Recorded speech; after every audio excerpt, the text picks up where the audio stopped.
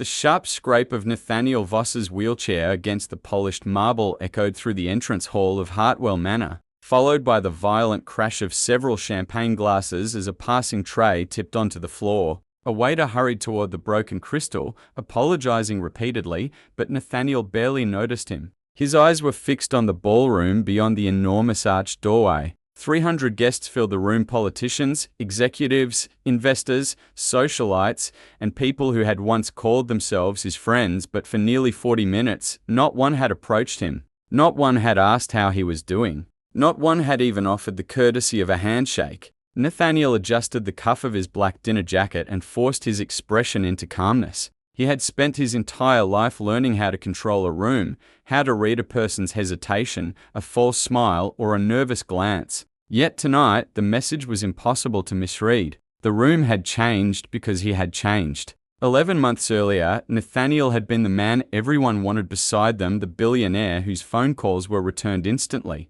whose invitations were accepted without hesitation, and whose approval could open doors that seemed permanently locked to everyone else. Then came the accident. A rain-soaked highway outside Albany, a truck crossing the median after a blown tire, a violent impact, and a silence afterward that changed everything. When Nathaniel woke in the hospital, he discovered that he could no longer feel his legs. His doctors eventually told him the damage to his spinal cord was permanent. He had responded the only way he knew how, by refusing to accept it. He fired therapists who used words like adapt and limitations, rejected anyone who treated him with sympathy, and rebuilt his life around control. Tonight's gathering had been designed as his return to society. He had personally selected every guest, including people he had helped financially, protected professionally, and supported during their darkest moments. But as he watched them laugh and drink without approaching him, Nathaniel realized the evening had never really been a celebration. It was an experiment. He wanted to know whether the people who had loved being near Nathaniel Voss still cared about Nathaniel Voss when he was sitting in a wheelchair. The answer was becoming painfully obvious. Across the room, his longtime business partner, Raymond Cross, finally noticed him. For one brief second, their eyes met. Nathaniel remembered the two of them 22 years earlier, sitting in a cheap rented office with a broken air conditioner and a bottle of terrible whiskey between them, promising that they would build something together. Raymond had once been the man Nathaniel trusted most. Now Raymond gave him a polite smile, lifted his glass slightly, and turned back to his conversation. That tiny gesture hurt more than Nathaniel expected. Suddenly, he was 11 again, standing outside a school gymnasium in Pittsburgh, listening to the laughter of children attending a birthday party he had not been invited to. He remembered walking home alone that evening and saying nothing to his father. Arthur Voss had been a steelworker for more than 3 decades, a hard man who rarely offered comfort but often offered truths. Nathaniel remembered another lesson from his father, one he had misunderstood as a teenager: money is a shovel. You're not angry because you lost the shovel. You're angry because you thought the shovel was the point. For decades, Nathaniel had believed wealth, power, influence, and success were the point. Tonight, sitting alone while 300 people carefully avoided him, he began to understand what his father had meant. Then, just as Nathaniel was preparing to leave, he heard something completely out of place in the elegant ballroom: a child running. Small footsteps rushed across the marble floor. Nathaniel turned, expecting to see someone being chased by a staff member, but instead he saw an 8-year-old girl in a bright red dress moving confidently through the crowd. Her dress was slightly too short, and her shoes looked uncomfortable, but she seemed completely unaware that she had entered a room where children were supposed to stay invisible. She was Maya, Eleanor's daughter, and she walked straight toward Nathaniel without hesitation. She stopped directly in front of his wheelchair, caught her breath, and studied him with the fearless curiosity only a child could possess. Then she tilted her head and asked the question no adult in the room had dared to ask: "Why aren't you dancing?" Nathaniel stared at her, almost unable to believe what he had heard. Around them, conversations began fading as guests slowly turned their attention toward the unusual scene. Nathaniel glanced at the dance floor and then back at Maya. "Because I can't walk," he answered quietly. Maya looked at the wheelchair for a moment, then back at him as if she was solving a simple problem. "That doesn't mean you can't dance," she said. Then she extended her tiny hand toward him. For the first time that evening, Nathaniel had absolutely no idea what to say. Nathaniel stared at Maya's outstretched hand as though she had offered him something far more valuable than a simple invitation to dance. For 11 months, people had approached him carefully, speaking slowly, avoiding direct questions, and treating his wheelchair like a symbol of everything that had been taken from him. But this little girl did none of that. She wasn't looking at him with pity, fear, or awkward sympathy. She simply saw a man sitting alone while music played and could not understand why he wasn't participating. Nathaniel glanced around the ballroom and immediately noticed how quiet it had become. Conversations had stopped one by one. People who had ignored him for nearly an hour were now watching closely, waiting to see what the billionaire in the wheelchair would do. Nathaniel could have refused. In fact, every instinct he had developed since the accident told him to refuse. He had spent months building emotional walls around himself, convincing everyone, including himself, that he needed nobody. But Maya's hand remained in the air, small and patient. She wasn't demanding anything. She was simply waiting. Nathaniel thought about the hospital room where the doctor had told him his injury was permanent. He remembered his anger, the therapists he had dismissed, and every moment he had treated adaptation as though it were surrender. He remembered his father's old lesson about the shovel and finally understood that perhaps he had spent too long protecting the wrong thing. Slowly, Nathaniel reached forward and placed his hand in Maya's. Her face immediately lit up with a smile so genuine that it almost embarrassed him. She stepped backward, expecting him to follow, and Nathaniel carefully moved his wheelchair toward the open floor. The musicians noticed what was happening. Without anyone asking, the quartet changed the song, easing into a slower waltz. Maya began moving in small steps, while Nathaniel guided his chair in gentle circles. At first, neither of them knew exactly what they were doing. Maya nearly stepped into one of the wheelchair's wheels and laughed. Nathaniel tried to correct his movement and nearly bumped into a nearby table. Instead of feeling humiliated, he suddenly laughed too. It was an unfamiliar sound coming from him, warm, spontaneous, completely unplanned. Maya laughed harder, and soon the awkwardness disappeared. They were no longer trying to make the dance perfect. They were simply enjoying it. Around them, the ballroom had fallen completely silent. Raymond Cross stood frozen near the fireplace. The woman in the green dress had stopped speaking. Several guests stared at Nathaniel with expressions that slowly shifted from discomfort to embarrassment. The man whose daughter Nathaniel had once helped through a life-saving operation stood near the bar, unable to look away. None of it mattered to Maya. She spun around once, nearly losing her balance, then grabbed Nathaniel's hand again and continued moving. Nathaniel followed her rhythm, turning the wheelchair in a wide arc across the marble floor.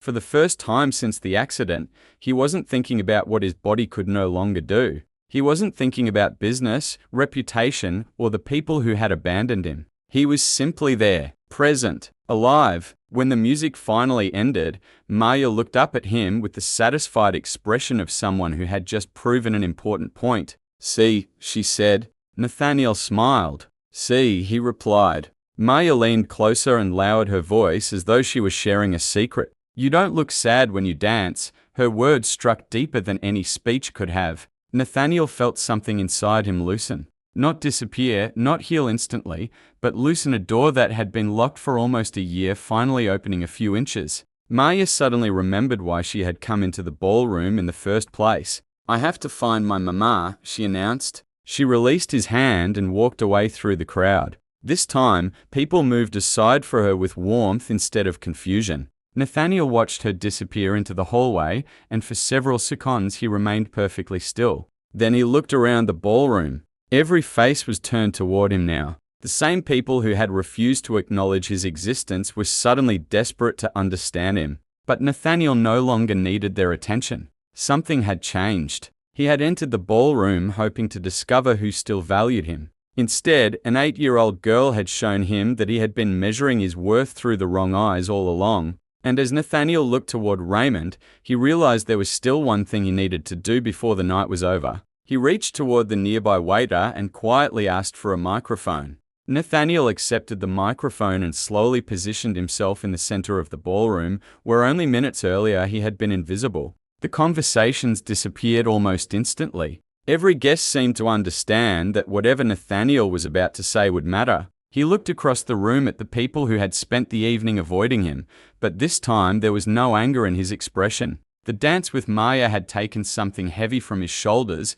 something he had carried since the accident without even realizing how much it weighed. "Thank you for coming tonight," Nathaniel began, his voice calm and controlled. "But I owe you an explanation. This evening was not exactly what most of you thought it was." Several guests shifted uncomfortably. Nathaniel paused before continuing. "I called this gathering a welcome back celebration. That was only partly true. It was also a test." A silence fell over the room. Nathaniel explained that after his accident, he had wondered whether the relationships he had built over decades were based on genuine friendship or simply on his wealth, influence, and ability to make himself useful. He had invited the people who once claimed to be closest to him because he wanted one answer: would they still see Nathaniel Voss when he was no longer the man who walked into every room with power? He slowly looked around. "Tonight I got my answer." Nobody interrupted him. Some guests lowered their eyes. Others looked ashamed. Nathaniel continued, telling them he did not believe most of them had intentionally been cruel. "I think many of you were uncomfortable," he said. "You didn't know how to approach me. You didn't know what to say. You saw the wheelchair and suddenly you saw your own vulnerability." He admitted that he had spent 11 months making the same mistake himself. He had treated his wheelchair as evidence that his old life was gone, and he had confused adapting with surrender. But tonight, a child had shown him otherwise. An 8-year-old girl walked across this room because she saw a man sitting alone while music was playing. She didn't see a billionaire. She didn't see a disabled man. She didn't see someone powerful or someone broken. She saw someone who wasn't dancing, and she decided that was unacceptable. A few people began wiping tears from their faces. Nathaniel continued, his voice becoming softer. He spoke about his father Arthur and the lessons he had learned growing up. He remembered a simple truth his father had once given him: wealth was only a tool, never the purpose of life. Nathaniel admitted that he had spent decades building companies, negotiating deals, collecting influence, and creating a name powerful enough to open almost any door. Yet none of those things could guarantee that someone would take his hand when he needed it. "The relationships that matter aren't measured by what someone can do for you," he said. "They're measured by what remains when there is nothing left to gain." Raymond Cross stood silently near the fireplace, staring at the floor. Nathaniel did not single him out. He didn't need to.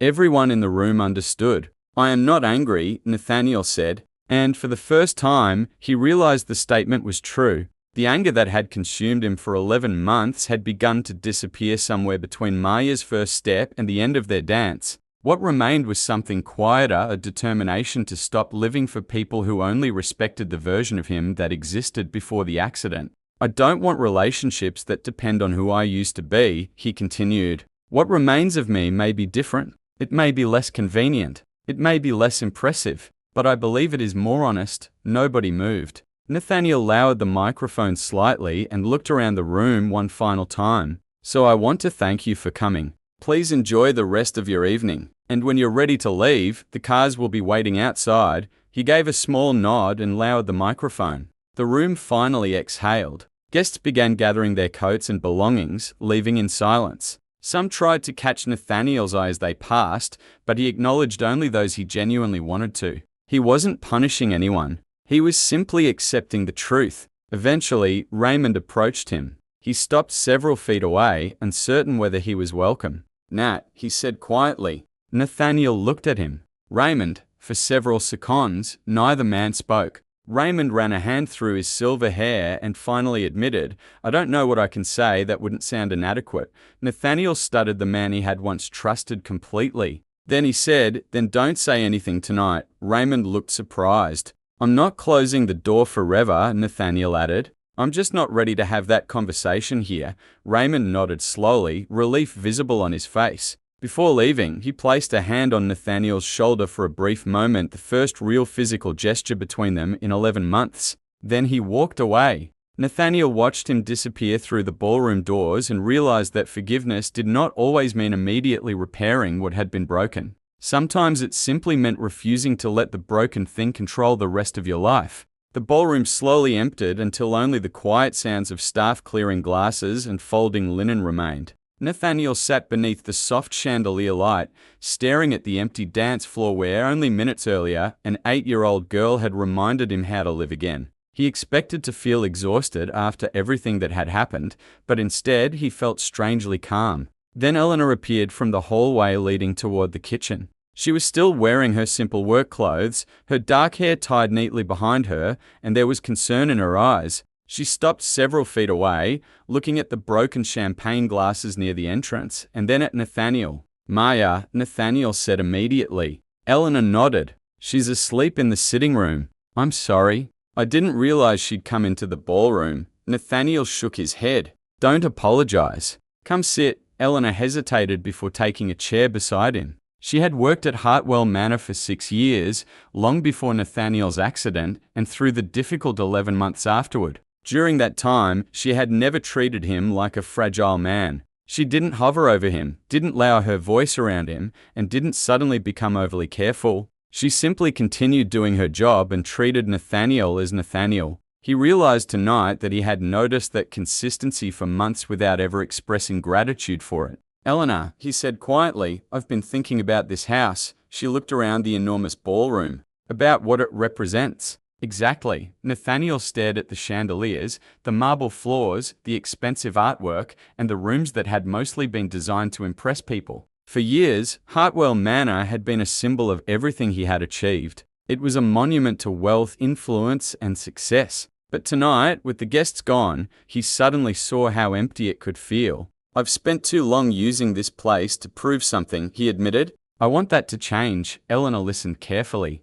Nathaniel began describing a completely different future for the manor. He wanted to transform parts of it into a community center where children from nearby neighborhoods could come after school. He envisioned a real library filled with books children could actually use. Music rooms where students could learn instruments without paying expensive fees, art spaces, workshops, tutoring programs, lectures, and safe places where young people could spend their afternoons. He wanted families who couldn't afford elite programs to have access to the same opportunities wealthy children took for granted. Eleanor's expression slowly changed as she listened. "That's a major undertaking," she said. Nathaniel nodded. "I know." Then he looked directly at her. "That's why I want you to help me build it." Eleanor seemed surprised. Nathaniel explained that he didn't want her to simply manage the project as an employee. He wanted her as a genuine partner. She would have authority over the community programs, the staff, the educational initiatives, and the way the space was used. Nathaniel would handle the legal and financial structure, but Eleanor would have an equal voice in decisions that affected the people they intended to serve. "Why me?" she finally asked. Nathaniel didn't hesitate. "Because you've already been doing this kind of work without anyone giving you a title. You've spent years understanding families, children, and what people actually need. And because your daughter walked into a room filled with powerful people and treated me like a human being when everyone else was too afraid to do it." Eleanor lowered her eyes for a moment. She wasn't used to being offered power by someone like Nathaniel. Most people in her position were expected to follow instructions, not shape the future of a multi-million-dollar property. "I need to know that this is real," she said. "For Maya, for our stability. I can't risk accepting something that disappears when you change your mind." Nathaniel nodded immediately. "Then we'll put everything in writing. Lawyers, contracts, proper protections. I don't want you trusting a promise. I want you to have something solid." Eleanor looked at him for a long moment. Then she smiled faintly. "All right." No dramatic handshake followed. No applause. No cameras. Just two people sitting in a nearly empty ballroom and agreeing to build something meaningful. Nathaniel looked toward the hallway where Maya was sleeping and felt a strange warmth in his chest. One impulsive question from a child had done what 11 months of therapy, arguments, and stubbornness could not. It had forced him to reconsider what his life was supposed to be about. He no longer wanted Hartwell Manor to be a monument to Nathaniel Voss. He wanted it to become a place where other people could discover what they were capable of becoming. And for the first time since the accident, that future didn't frighten him. It excited him. The next morning, Nathaniel woke before sunrise, but for the first time in 11 months, he didn't wake with anger. He looked through the tall windows of his bedroom toward Hartwell Manor and imagined it differently. The ballroom would no longer be a place where wealthy people gathered to prove their importance. The unused rooms would become classrooms, music studios, workshops, and reading spaces. The enormous library would finally be filled with children instead of untouched books. Nathaniel called his architects and instructed them to begin immediately. Then he called his legal team and told them Eleanor's authority had to be real, permanent, and protected. No one was to treat her like an employee simply because she had once worked in his house. Meanwhile, Eleanor sat with Maya at breakfast and told her that she had changed Nathaniel's mind about many things. Maya looked confused. "I only danced with him," she said. Eleanor smiled. "Sometimes that's enough." Later that afternoon, Nathaniel found Maya in the garden. She looked up at him and immediately asked, "Are you ready for another dance?" Nathaniel laughed. "I thought we were going to practice tomorrow." Maya shook her head seriously. "No, you need practice every day." Nathaniel rolled his wheelchair toward her, smiling wider than he had smiled in years. "Then I suppose I have a very demanding teacher." Maya proudly took his hand. And as they moved slowly across the garden, Nathaniel realized that his life hadn't ended when he lost the ability to walk. It had simply stopped being the life he expected. The accident had taken something from him, but Maya had shown him that it hadn't taken everything. He still had his hands, his mind, his voice, his ability to love, create, give, forgive, and begin again. Most importantly, he had finally stopped measuring himself by what his body could no longer do.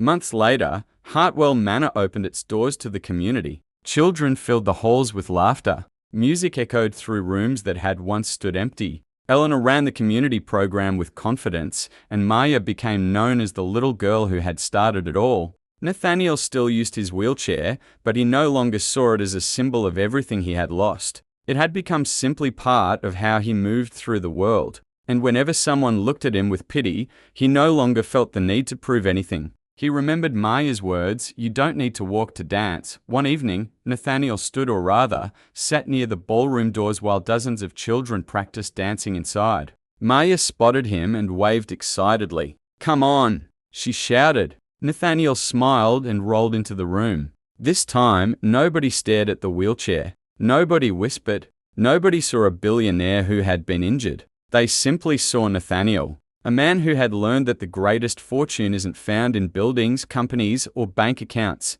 It's found in the people who reach for your hand when everyone else looks away. If this story reminded you that one small act of kindness can change someone's entire life, share it with someone who needs that message today. Comment below and tell us, would you have taken Nathaniel's hand and danced with him? And don't forget to subscribe for more powerful stories about kindness, courage, second chances, and the moments that change everything.